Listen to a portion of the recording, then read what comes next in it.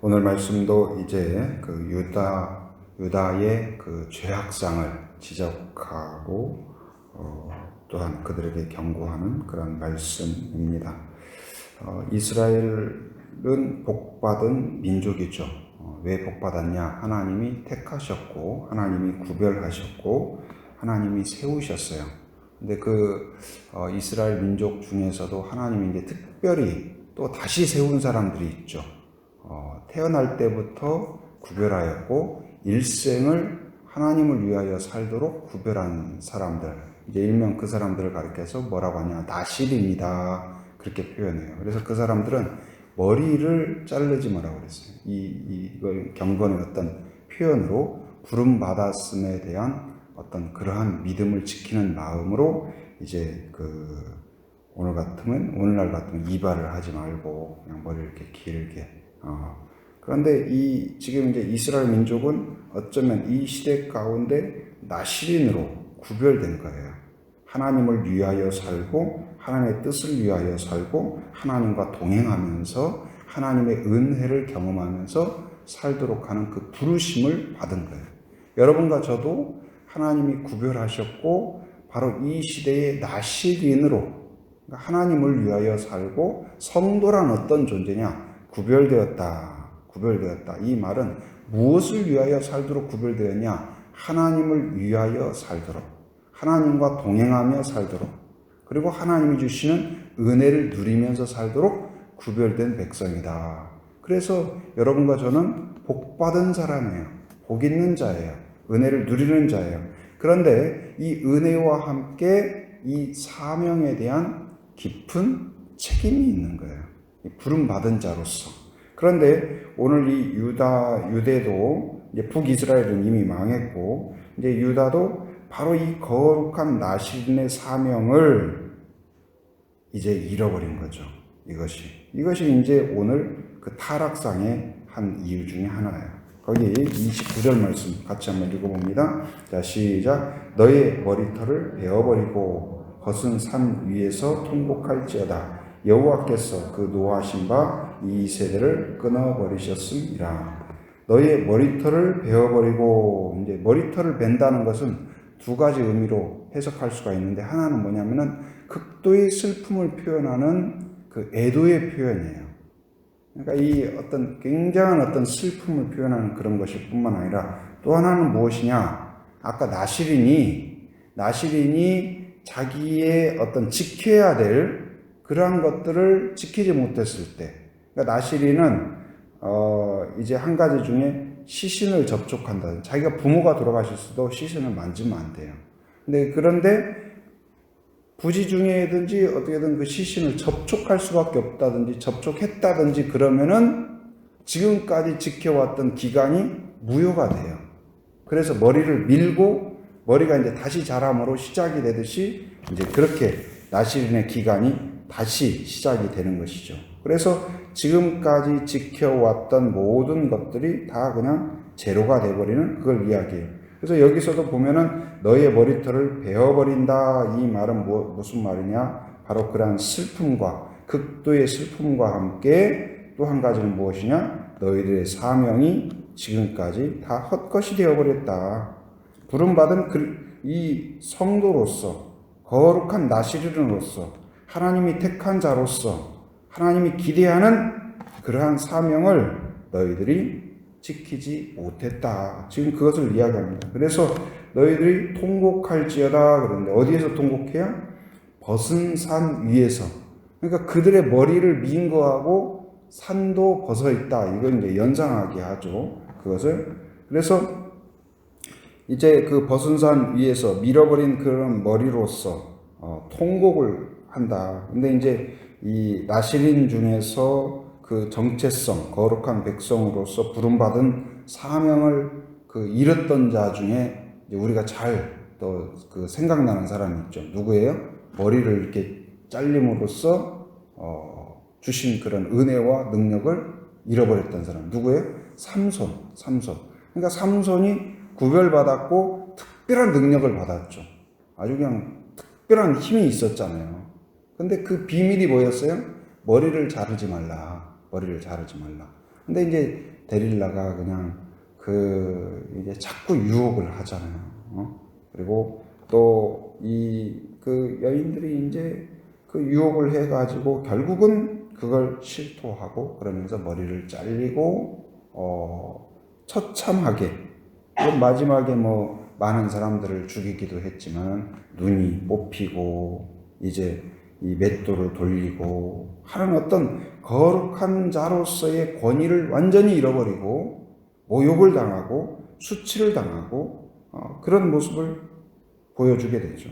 그러니까 오늘 지금 이 유대의 모습이 어떠냐? 바로 눈이 뽑힌 삼손과 같이. 그러니까 부름받은 자지만 그 사명을 잃어버리고 하나님이 주신 이제 부르심을 잃어버리면 바로 이 머리를 잘린 것처럼 능력이 없는 백성이 되는 것이죠.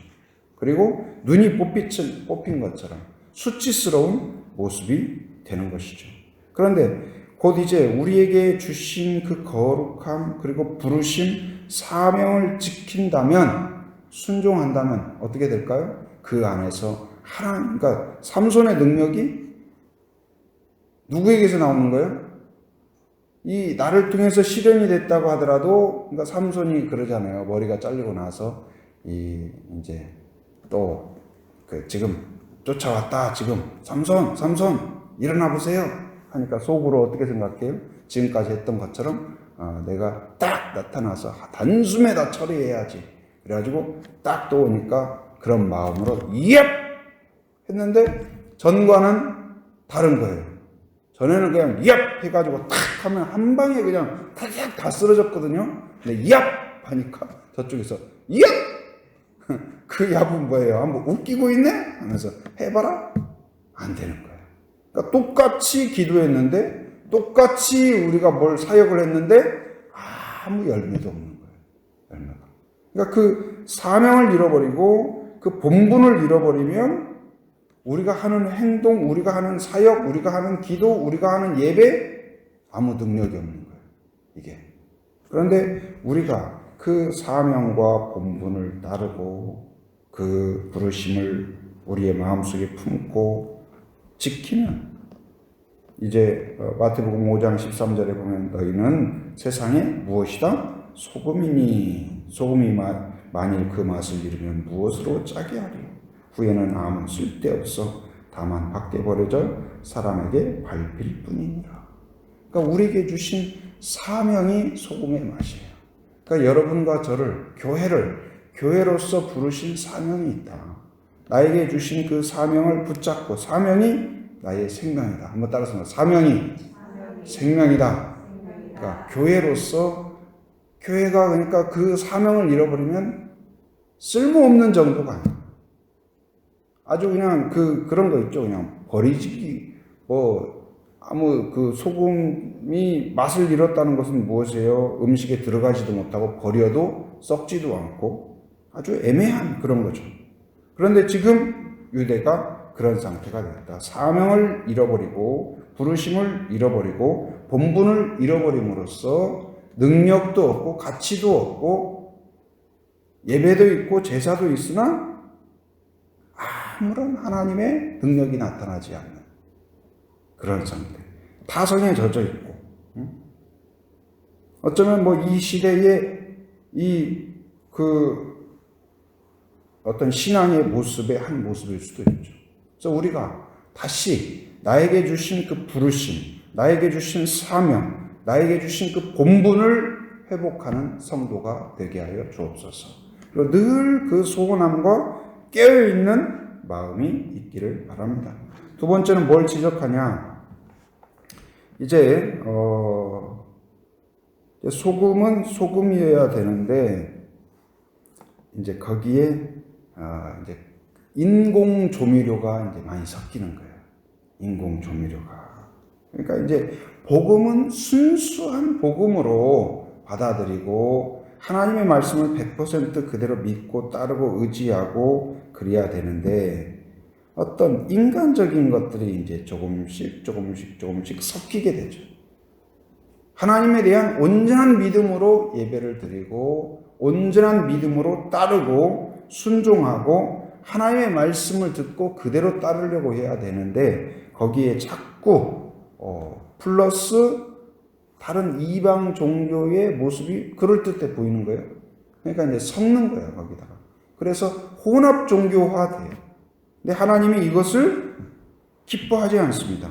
기뻐하지 않아요. 거기 31절 같이 한번 읽어보겠습니다. 31절 같이 시작. 흰놈의 아들 골짜기에 도벳 사당을 건축하고 그들의 자녀들을 불에 살랐으니 내가 명령하지 아니하였고 내 마음에 생각하지도 아니한 일이니라. 예. 그러니까 여기에 도벳 사당을 건축하고, 그러니까 흰놈의 아들 골짜기에 도벳 사당을 건축하고 여기에 건축하고 그리고 뭘 했냐? 그들의 자녀들을 불에 살랐다. 인신 제사를 드린 거예요. 그러니까 이게 이제 이방 종교 중에서 어떤 급박한 일이나 전쟁을 앞두고 또 어떤 그러한 어떤 위기 상황 가운데에서 자기의 신앙을 표출하는 한 가지 방법이 무엇이냐? 자기의 이제 가장 귀한 어떤 자녀를 그 신에게 이렇게 불태우는 거. 이제 이거 이제 인신 제사죠.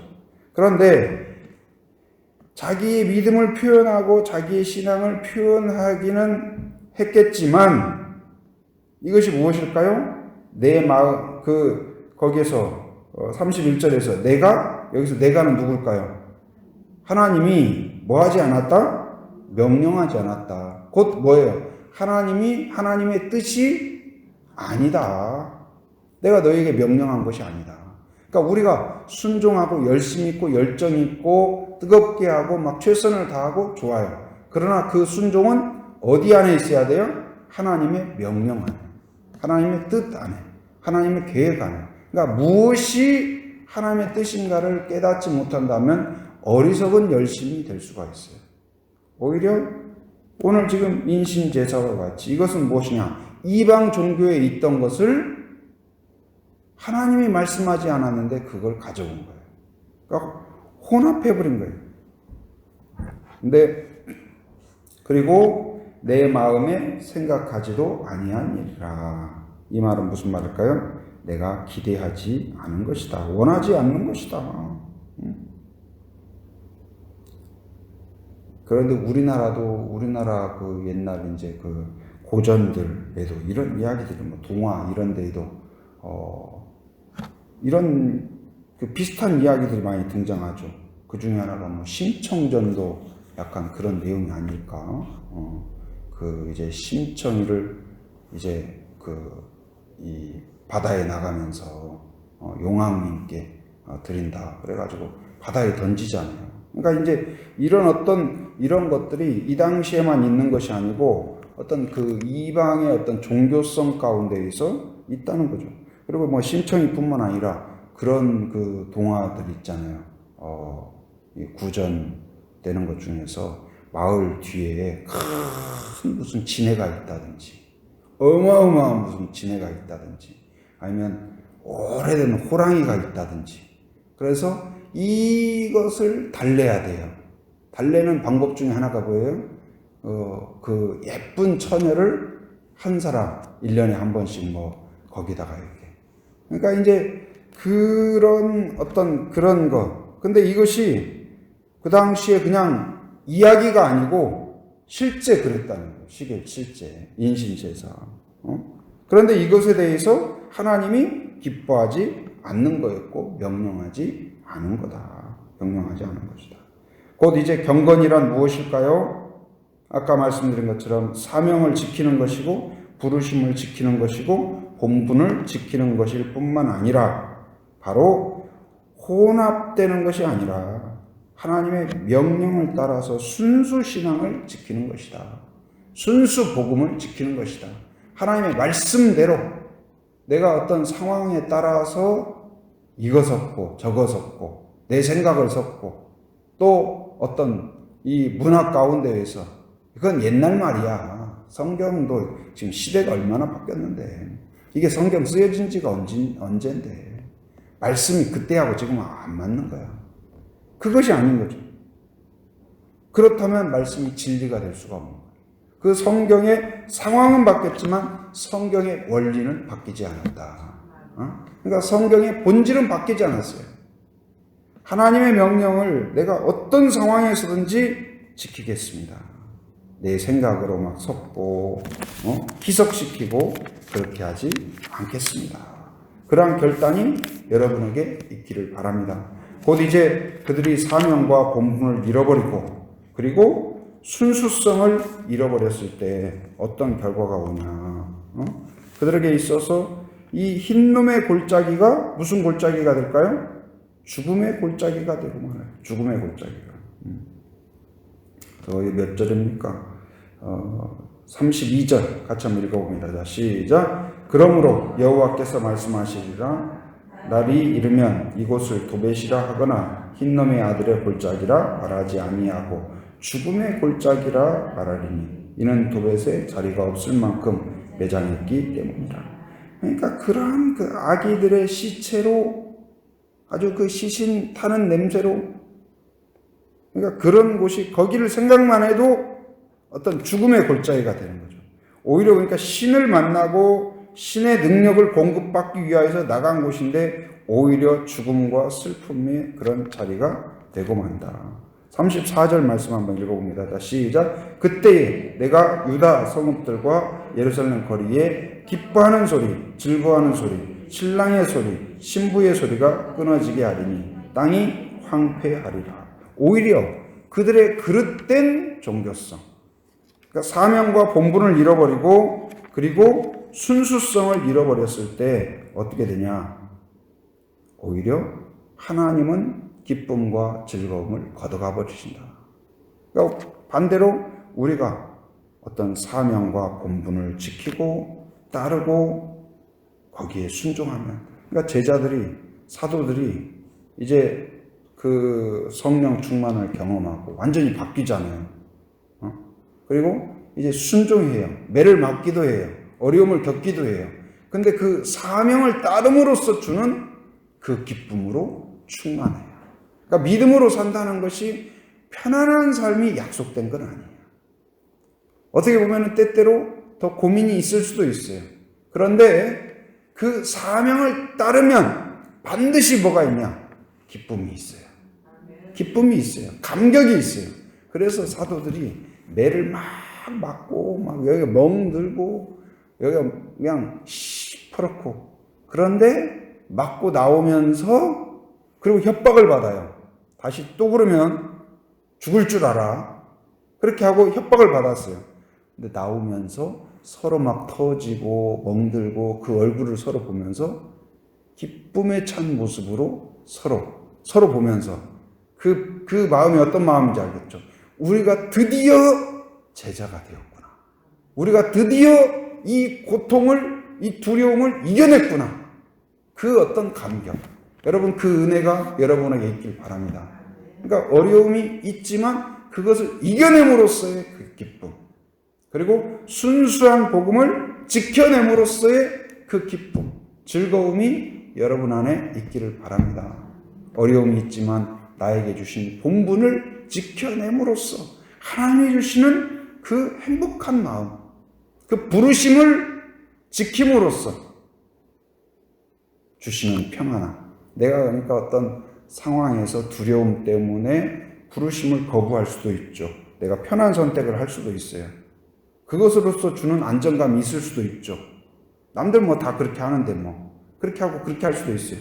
그러나 그 가운데에서 불이익이 있을 수도 있고 어려움이 있을 수도 있는데 그 가운데에서 내가 하나님이 주신 본분을 따라 소금답게 경건하게 나시린답게 선택함으로써 어려움을 겪을 수도 있지만 그 어려움 속에서 얻는 하나님의 평안함, 그 역설적인 하나님의 그 은혜, 하나님이 주시는 기쁨, 무슨 말인지 아시겠죠?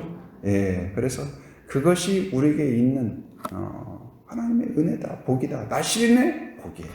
여러분, 그 은혜가 여러분과 가정에 충만한, 그리고 우리 교회에 충만한 그러한 은혜가 있기를 주님의 이름으로 축원합니다.